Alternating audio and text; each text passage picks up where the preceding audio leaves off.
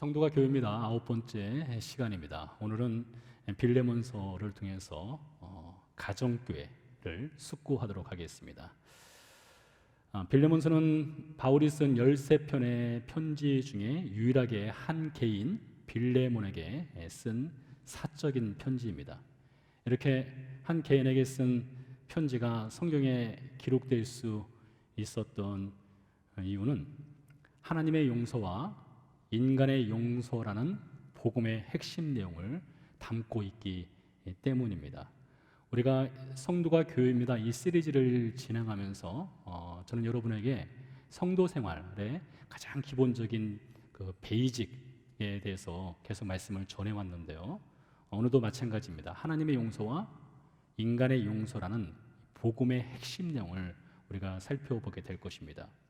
이 빌레몬서는 하나님의 용서를 받은 인간에게 주어진 거룩한 의무인 인간을 향한 용서에 관해 매우 구체적이고 실천적인 사례를 소개하는 성경입니다.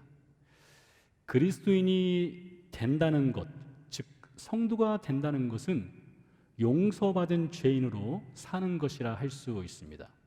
어떤 분들은 죄 용서를 받았으니 의인이라고 불러야 하지 않겠느냐라고 말합니다.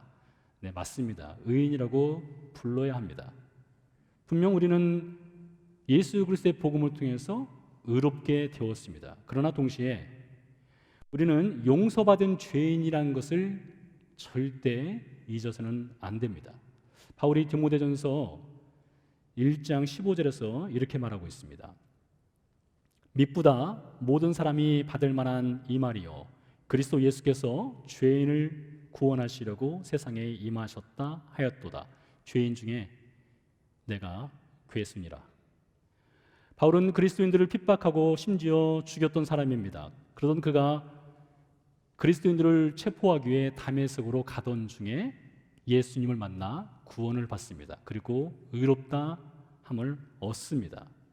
그런데 바울이 항상 이렇게 의롭다 함을 입은 복음을 받은 사람이었지만 자신이 용서받은 죄인이란 것을 결코 잊지 않았습니다. 그래서 바울은 고백하기를 내가 죄인 중에 괴수였다가 아니라 괴수이다. 현재형으로 고백을 하는 것입니다.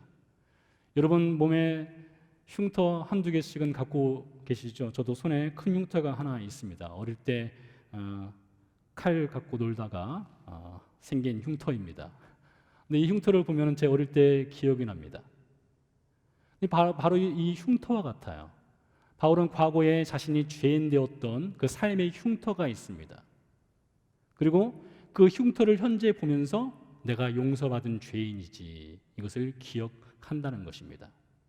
이렇게 용서받은 죄인이 된 그리스도인들에게 하나님은 용서의 사람이 되라고 요구하시는 것입니다. 그래서 이 성도의 공동체인 이 교회는 하나님의 용서를 받고 또 인간에 향한 용서를 실천하는 공동체가 바로 교회 공동체입니다. 그런 의미에서 빌레몬서를 하나님의 용서와 인간을 향한 용서라는 관점에서 살펴보도록 하겠습니다. 이 빌레몬은 골로새에 살고 있는 그리스도인이며 가정교회 리더입니다. 가정교회라고 하는 것은 우리 교회 포도원과 같습니다. 여러분 포도원 직위님들이 포도송이들을 집으로 초청해서 같이 말씀을 나누고 교제하지 않습니까? 초대교회 시대 당시에는 다 그렇게 가정에서 예배를 드렸습니다. 가정에서 성경을 배우고 교제를 하였습니다. 그러니 가정교회라고 할 수가 있지요. 장소를 특정할 수는 없으나 빌레몬은 복음을 바울을 통해 듣고 믿게 되었습니다. 19절 말씀에 보니까 바울이 빌레몬에게 이렇게 말합니다. 자신에게 빚진 것이 있다. 너 나에게 빚진 것 있지. 그거 잊지 마라. 이렇게 말합니다. 이 말인즉슨 바울에게 빌레몬이 복음의 빚을 지었다라는 것을 말하고 있는데요. 바울이 이렇게 빌레몬에게 복음을 전해서 빌레몬이 예수님을 믿고 가정교회 리더로서 섬기고 있는데 이 빌레몬이 어떤 사람인지에 대해서 1절과 7절 사이에 자세하게 빌레몬의 신앙생활을 소개하고 있습니다. 1절에 보니까 빌레몬은 사랑받는 형제이고 동역자라고 되어 있고요. 5절에 보니까요, 주 예수와 및 모든 성도에 대한 내 사랑과 믿음이 있음을 들음이니, 6절에서 내 믿음의 교제 코이노니아가 있다고 했어요. 7절 말씀에 보니까요, 성도들의 마음이 너로 말미암아 평안함을 얻었으니 내가 너의 사랑으로 많은 기쁨과 위로를 받았다라는 증언을 합니다. 여러분, 이 몇 개의 구절만 살펴봐도 빌레몬이 얼마나 신실한 그리스도인인가를 우리가 확인할 수 있습니다. 그런데 이 빌레몬에게 오네시모라는 노예가 있었습니다. 오네시모는 유익하다, 쓸모있다라는 뜻이 있는데요, 바울 당시 노예는 이 주인의 소유물이었죠. 물건이었습니다. 그래서 주인에게 노예라고 하는 존재는 쓸모가 있느냐 쓸모가 없느냐, 유익하냐 무익하냐에 따라서 쓰임 받을 수도 있고 버려질 수도 있는 존재가 바로 노예였습니다. 근데 바울이 이렇게 빌레몬에게 편지를 사적으로 쓰게 되는데, 사적으로 편지를 쓰게 된 그 동기가 된 사건이 있었습니다.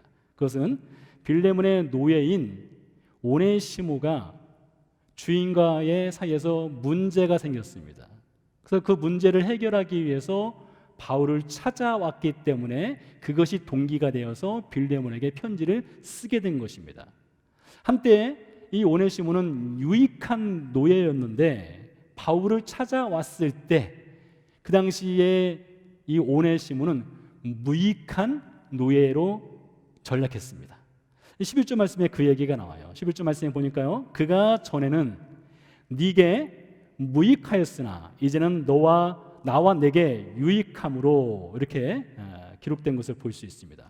바울은 오네시모가 빌레몬에게 무익하였다라고 말하고 있는데요, 무엇이 무익하였을까요?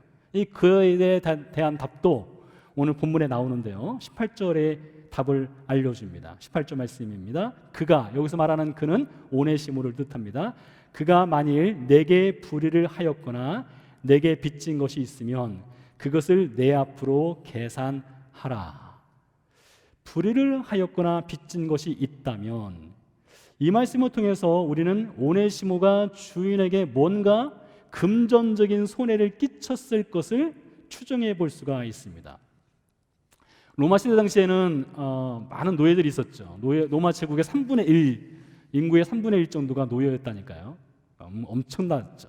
아마 로마 제국 내에 약 100만 명의 사람이 그 로마 시내에 살고 있었다 그러는데, 그 중에 30만 명 이상의 사람이 노예였으니 엄청난 숫자 아니었겠습니까? 근데 이 노예들 중에는 주인의 재정을 관리하는 업무를 보는 노예가 있었습니다. 어쩌면 오네시모도 빌레몬의 재정 관리를 하는 노예였을 것이고, 재정 관리를 하다가 주인에게 큰 손해를 끼친 것 같습니다. 이렇게 금전적인 손해를 끼친 노예는 어떻게 될까요? 쓸모없는 노예가 되는 것이죠. 그래서 노예 시장에 되팔리거나 심한 체벌을 당하거나 심지어 죽임을 당할 수도 있었습니다. 그래서 이 오네시모는 이 문제를 안고 문제를 해결할 수가 없으니까 주인이 어떻게 자신을 처리할 줄 모르고 그런 상황 속에서 도망을 친 겁니다. 도망을 쳐서 옥중에 있는 바울을 찾아가게 됩니다. 바울 시대 당시에 1, 2세기 당시의 문헌을 보면은 주인과 노예 사이에서 문제가 발생하면 그 문제를 해결하는 중재자들이 있었습니다. 문제를 조정해 주는 것이죠.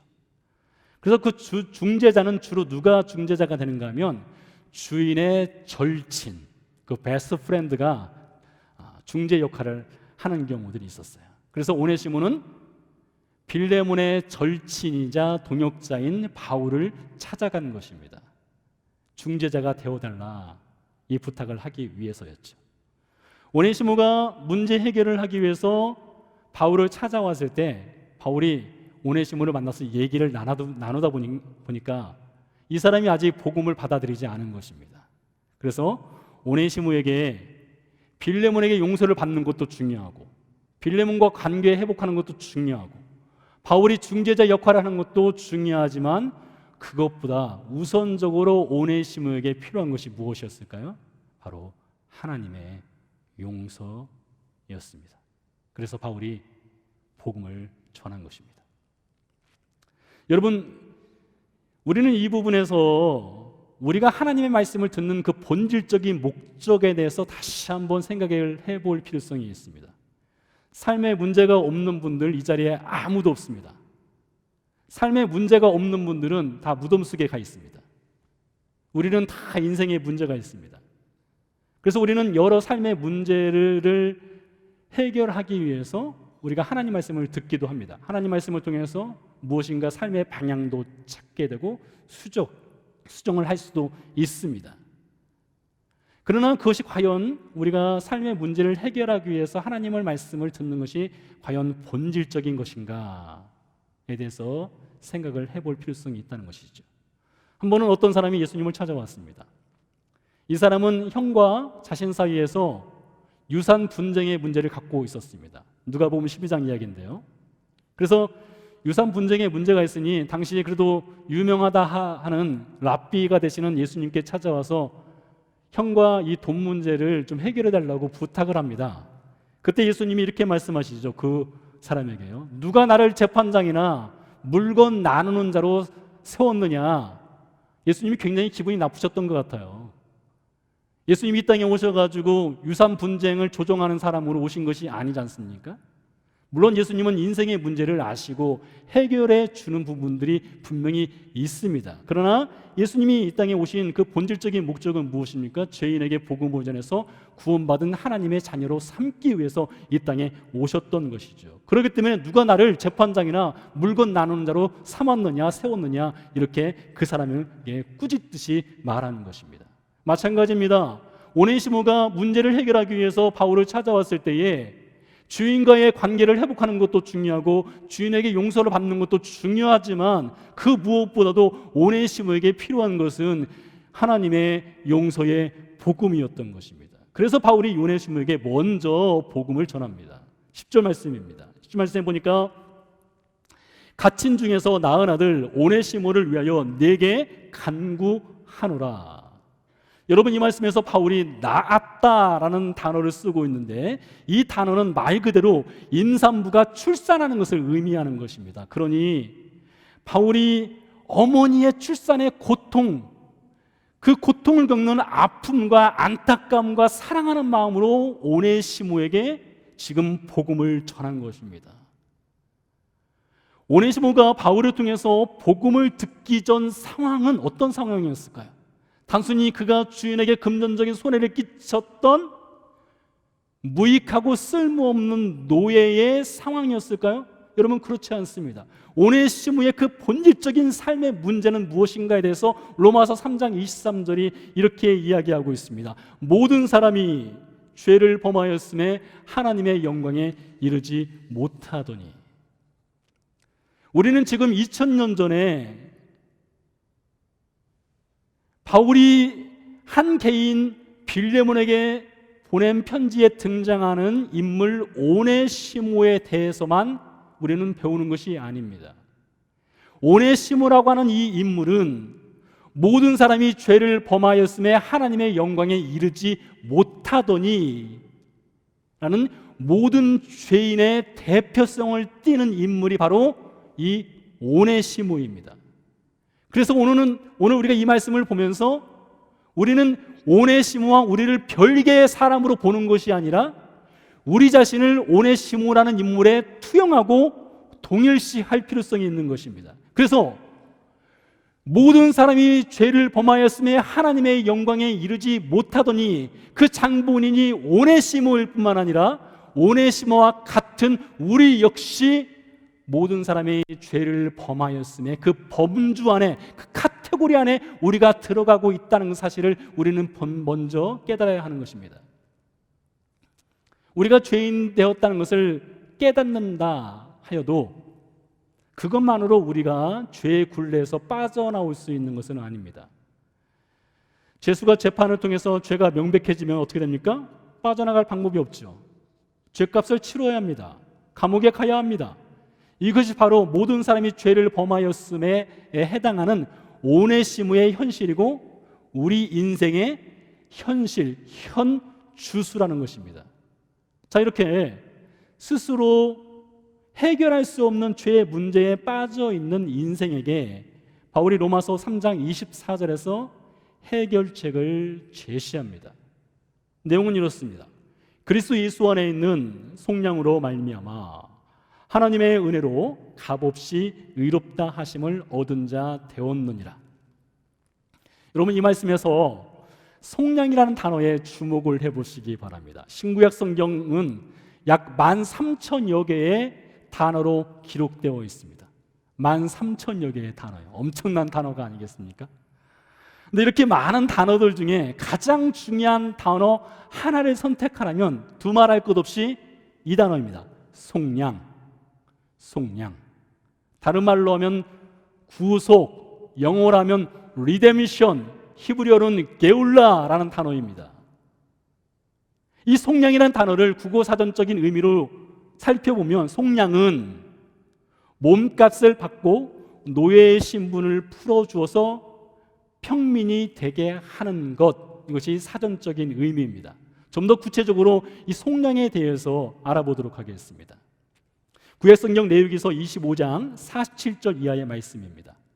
어느 마을에 이스라엘 백성들과 이방인들이 함께 어울려서 살고 있었습니다.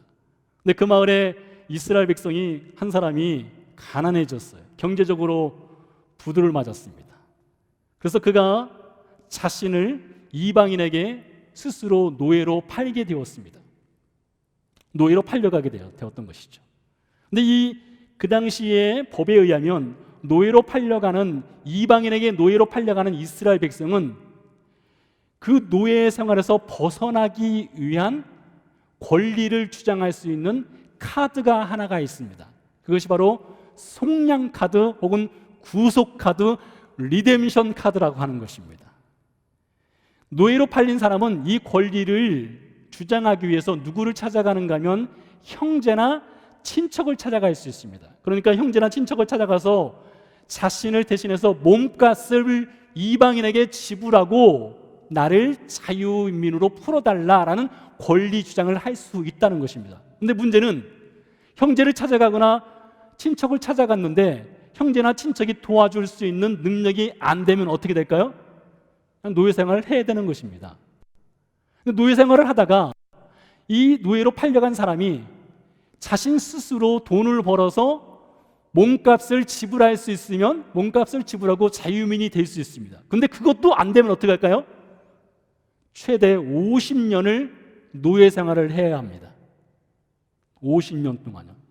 전문적인 용어는 휘년 제도라고 하는데요. 휘년이 올 때까지 50년 동안 무조건 노예 생활을 하고 그 후에야 풀려날 수 있습니다. 자, 그러니까 휘년 제도에 의한 이 속량 제도를 정리하면 노예로 팔려간 사람이 빠져나올 수 있는 방법은 형제, 친척 혹은 스스로가 몸값을 지불하고 빠져나오거나 50년을 채우고 빠져나오는 방법, 이것밖에 없다는 것입니다. 이것이 속량 제도입니다. 바울은요, 이 오네시모를 대표로 해서 모든 인생이 이방인의 손에 노예로 팔린 이스라엘 백성처럼 죄의 노예로 팔려 있다라고 이야기를 하는 것입니다. 구약의 법은 몸값 지불이나 50년 뒤면 빠져나올 수 있지만 죄의 노예가 된 인생은 사람의 힘과 능력과 지혜와 일정한 기간이 지난다 해서 자동으로 혹은 스스로 빠져나올 수 있는 것이 아닙니다.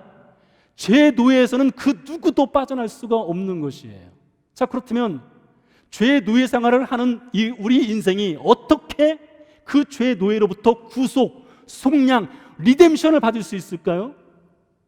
여러분 잘 들어보세요. 이건 정말로 중요한 부분이에요. 어떻게 빠져나올 수 있느냐? 첫 번째, 하나님의 은혜.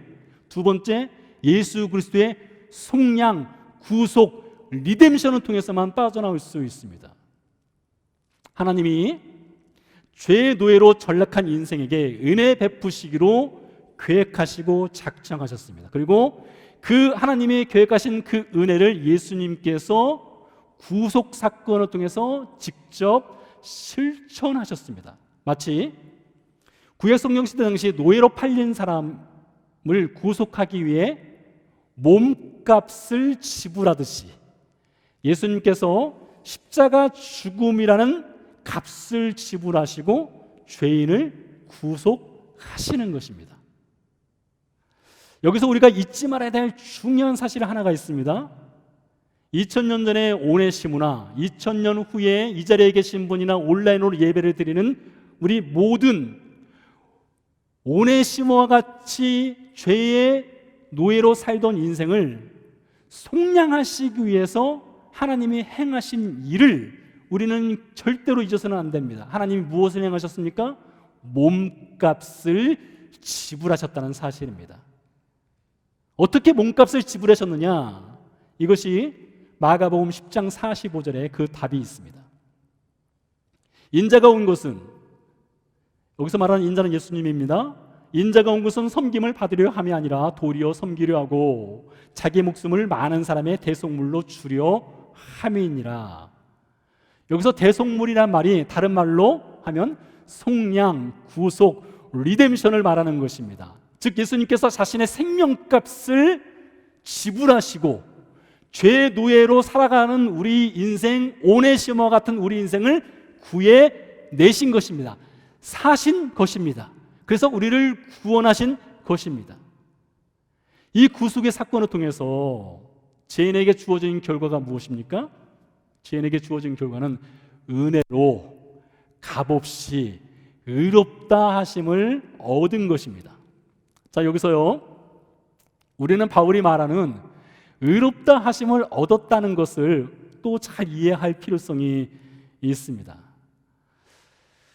예수님께서 십자가에서 죽음의 값을 치르시고 우리를 구원하신 것을 믿는다는 것은 이 구원의 시작과 그 마지막 A부터 Z까지를 예수님이 다 하신 것을 뜻하는 것입니다. 우리가 한 일은 손톱만큼도 없는 것입니다. 하나님이 우리를 의롭다 인정하시는 것 역시 우리가 잘나서 우리가 무엇이었기 때문에 하는 것이 아니라 하나님이 인정해 주신 것입니다. 하나님 스스로 그렇게 결정하신 것이에요. 우리가 한 것은 아무것도 없는 것입니다.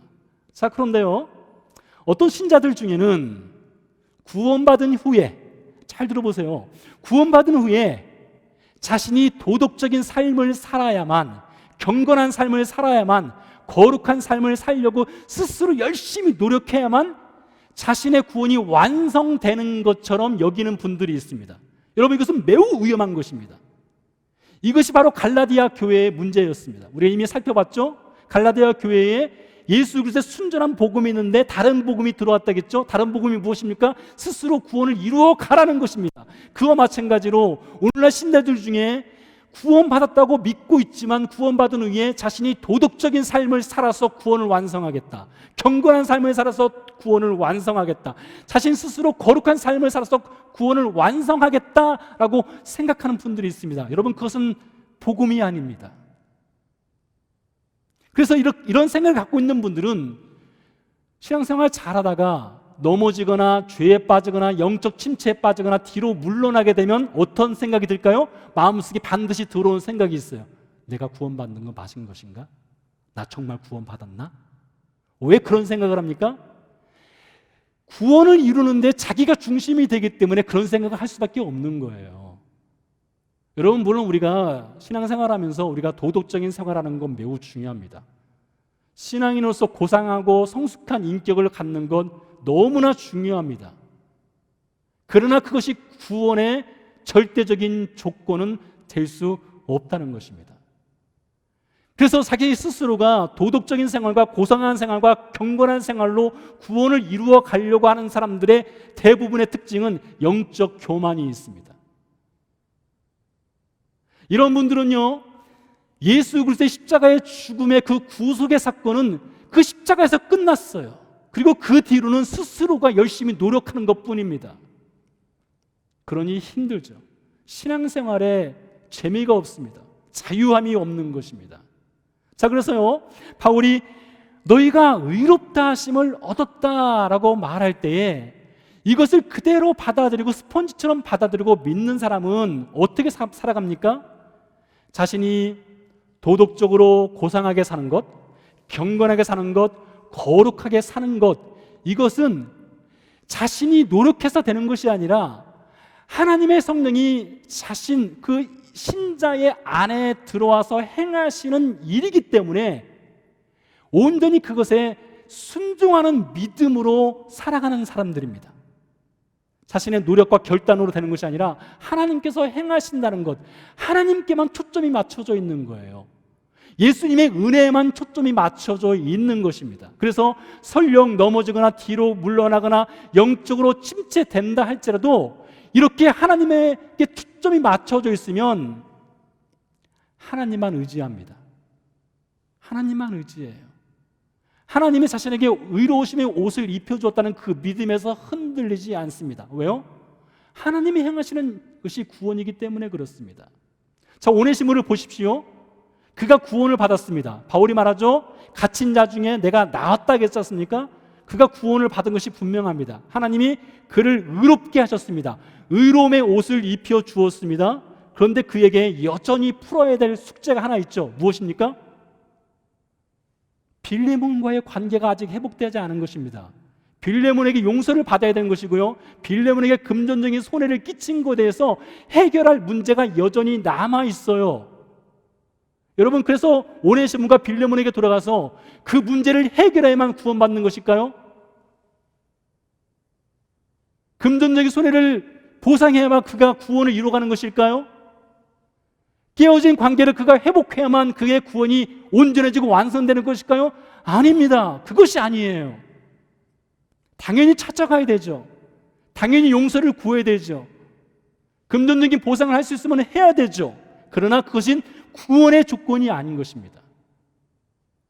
이미 오네시모는 예수 그리스도의 복음을 통해서 하나님이 그를 구원하시고 그를 의롭다 하셨습니다. 그렇게 의로움의 옷을 입었기 때문에 그 결과로 하나님의 성령의 역사로 그가 주인 빌레몬에게로 찾아가는 것입니다. 자, 이제 우리가 이렇게 하나님의 용서를 받은 그리스도인, 오네시모와 같은 그리스도인들이 인생을 향해서 어떻게 용서를 해야 하는가, 또 용서를 구해야 하는가를 보도록 하겠습니다. 여러분, 누군가에게 용서를 구한다는 것, 용서를 한다는 것, 이게 말처럼 쉽지 않죠. 이게 사실 정말로 어렵습니다. 어쩌면 우리는 지금도 이 용서의 문제를 끌어안고 용서하지 못해서, 혹은 용서를 구하지 못해서 마음 아파하고 어려워하고 있는 분들이 있을지 모르겠습니다. 용서와 관련된 것은 사실 매우 복잡한 상황들이 있어요. 그러나 여러분, 저는 오늘 이 말씀을 통해서 저와 우리 모두에게 도전하고 싶습니다. 하나님의 용서는요, 우리를 구원하시고 우리를 의롭다 하시는 것으로 끝나지 않습니다. 챕터 2가 있어요. 그 챕터 2가 무엇이냐? 인생을 향한 용서를 구하고 용서를 하라는 것입니다. 그러나 다시 한번 말씀드립니다. 꼭 기억하십시오. 우리가 누군가에게 용서를 구하거나 용서를 해야 하는 것이 구원의 조건은 아닙니다. 구원은 전적으로 하나님의 은혜로 된다겠습니다. 의롭다 하심도 하나님의 은혜로 되는 것입니다. 예수님만이 구원을 다 이루어 가실 수 있는 것입니다. 그럼에도 불구하고 우리가 구원받은 우리가, 용서를 받은 우리가 용서를 해야 하는 이유는 이게 하나님께서 우리에게 주시는 풍요로운 은혜를 누릴 수 있는 방법이기 때문에 그래요. 우리가 정말로 하나님의 깊고 넓고 풍성한 하나님의 사랑과 풍요로운 그 은혜를 경험하기 위해서는 성도에게 마땅히 주어진 거룩한 의무인 누군가를 향해서 용서를 하고 용서를 구해야 한다는 것이죠. 여러분, 오네시모가 하나님의 용서를 받았지만 그가 주인에게 입혔던 금전적인 손해, 그 사실 자체가 지워지는 것은 아니었습니다. 그 잘못으로부터 오네시모가 자동으로 면죄부가 되는 것은 아니었죠. 혹시 여러분 영화 중에 그 밀양이라는 영화 보셨는지 모르겠어요. 아주 충격적인 영화이죠. 밀양에 보면 유치원 원장이 주인공의 아들을 납치해서 죽입니다. 돈 때문에요. 그리고 감옥에 갑니다. 아들을 잃은 주인이 하나님을 믿게 되었습니다. 그리고 그리스도인의 용서를 배웁니다. 용서를 배운 이 주인공이 자신의 아들을 죽인 유치원 원장을 용서하기 위해서 교도소로 찾아갑니다. 그때 원장과 얘기를 나눌 때에 원장이 뭐라고 합니까? 나는 이곳 감옥에서 예수님을 믿게 되었습니다. 예수님이 나의 모든 죄를 다 용서해 주셨습니다. 저는 죄로부터 자유하고 평안합니다. 여러분, 바로 이 장면이, 이 원장이 말하는 이 장면이 성경이 말하는 하나님의 용서에 대한 치명적인 오해를 갖고 있는 그리스도인들을 향한 질타입니다. 설령 유치원 원장이 하나님께 용서를 받고 구원을 받았다 할지라도 그가 한 어린아이의 생명을 빼앗았다는 사실 자체가 지워지는 것은 아닙니다. 그렇지 않습니까? 그렇다면 이 원장은 어떻게 했어야 될까요? 하나님께 용서를 받았으니 자신을 찾아온 그 피해자에게도 용서를 구해야 하는 것은 너무나 당연한 것입니다. 그런데 원장은 용서를 구하지 않습니다. 그래서 유치원 원장이 정말로 하나님의 용서를 받았는지에 대한 합리적이고 성경적인 의심을 할 수밖에 없는 것이죠. 자, 그래서요, 이 빌레몬서는요, 오네시모가 하나님의 값없이 주시는 은혜로 구원받고 그가 의롭게 되었다, 끝, 이렇게 끝나지 않습니다. 이야기의 결론은 그것이 아닙니다. 이야기는 이어집니다. 그가 주인 빌레몬에게로 돌아갑니다. 그가 갈 때 바울이 오네시모의 손에 편지 한 통을 들려주는데, 그 편지가 오늘 우리가 숙고하고 있는 바로 이 빌레몬서입니다. 오네시모는 이 편지를 들고 하나님의 용서를 경험한 자신이 거룩한 성도의 의무인 그 용서를 구하기 위해서 빌레몬에게 한 걸음 한 걸음 가고 있는 것이죠. 자, 이제 카메라의 초점을 빌레몬에게 돌려보도록 하겠습니다. 빌레몬은 신실한 그리스도인이라고 했죠. 바울은 빌레몬에게 오네시모를 돌려보내면서 빌레몬과 오네시모 사이의 중재자로서 몇 가지 부탁을 오네시모에게 합니다. 15절 말씀입니다. 아마 그가 잠시 떠나게 된 것은 너로 하여금 그를 영원히 두게 함이리니. 그를 영원히 둔다는 말은 오네시모 돌아가니까 영원한 노예로 삼아버려라, 그것이 아니라 빌레몬이 구원받고 영생을 얻은 것처럼 오네시모 역시 영원한 생명을 얻은 그리스도인이 되었다는 것을 말하는 것입니다. 16절 17절 말씀을 읽어드리겠습니다. 이후로는 종과 같이 대하지 아니하고 종 이상으로 곧 사랑받는 형제로 둘 자라. 내게 특별히 그러하거든 하물며 육신과 주원에서 상관이란 말은 주인된 내게랴. 그러므로 내가 나를 동역자로 할진대 그를 영접하기를 내게 하듯 하고 라고 되어 있습니다. 오네시모가 빌레몬의 집에서 도망했을 때도 돌아갈 때도 그의 신분은 바뀌지 않았습니다. 그리스도인이 되었지만 그는 여전히 노예 신분이었습니다. 그런데 바울은 편지를 통해서 빌레몬에게 부탁합니다. 오네시모를 이제부터는 노예로 여기지 말고 형제로 여겨라. 뿐만 아니라 나를 영접하듯이 오네시모를 반갑게 받아들여라. 이렇게 이야기를 하는 것입니다. 권면하는 것이죠. 21절 말씀에 보니까요, 내가 말한 것보다 더 행할 줄을 아노라. 이 말씀을 통해서 아마 바울은 이번 기회에 오네시모의 그 노예 신분을 자유민으로 풀어줘라까지 권면하는 것으로 보입니다. 자, 여러분이 빌레몬이라면 어떻게 하시겠습니까? 금전적인 손해를 끼친 노예입니다. 도망을 갔습니다. 오네시모 스스로는 금전적인 손해를 보상할 능력도 없을 것입니다. 과연 여러분이 빌레몬이라면 용서를 해야 할까요? 그를 형제 이상으로, 자유민으로 풀어주는 용서를 실천해야 할까요? 마태복음 18장 21절 이하에서 예수님께서 한 가지 비유를 말씀하셨습니다. 1만 달란트 빚진 자와 100데나리온 빚진 종에 관한 비유입니다. 어떤 종이 1만 달란트의 빚을 주인에게 졌습니다. 1만 달란트를 오늘날의 가치로 환산을 해보면 약 3조 4천억 달러입니다. 3조 4천억 달러. 어떤 글에 보니까 3조 4천억 달러를 벌려면 15만 년 동안 벌어야, 한 푼도 쓰지 않고 벌어야만 벌 수 있는 돈이 3조 4천억이다. 이것이 맞다면 종이 주인에게 빚진 그 1만 달란트를 종은 갚을 능력이 있을 수가 없지요.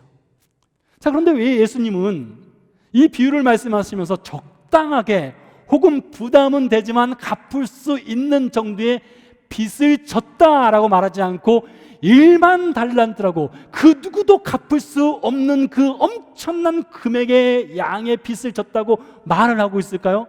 왜 그렇습니까? 이것이 바로 모든 사람이 죄를 범하였음에 하나님의 영광에 이르지 못하더니 인간 스스로는 죄의 굴레에서 빠져나올 수 없는 인생이라는 것을 말해주는 장면입니다.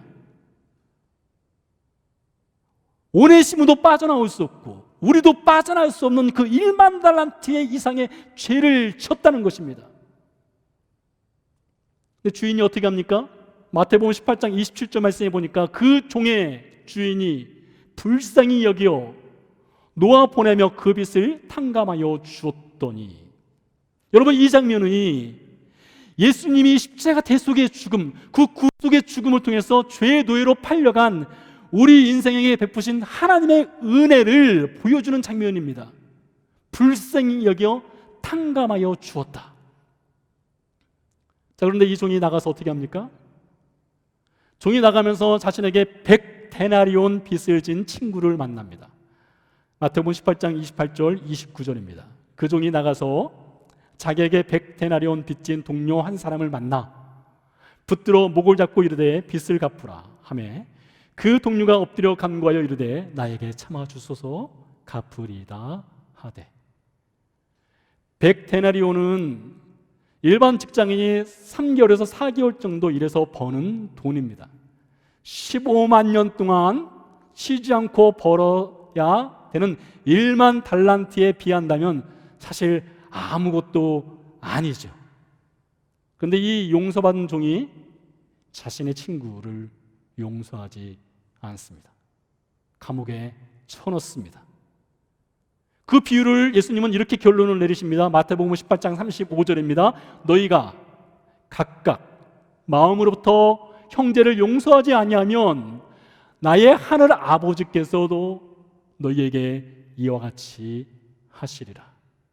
여러분, 이 말씀에요, 이 예수님의 결론에 무엇을 더하거나 빼려고 하지 마세요.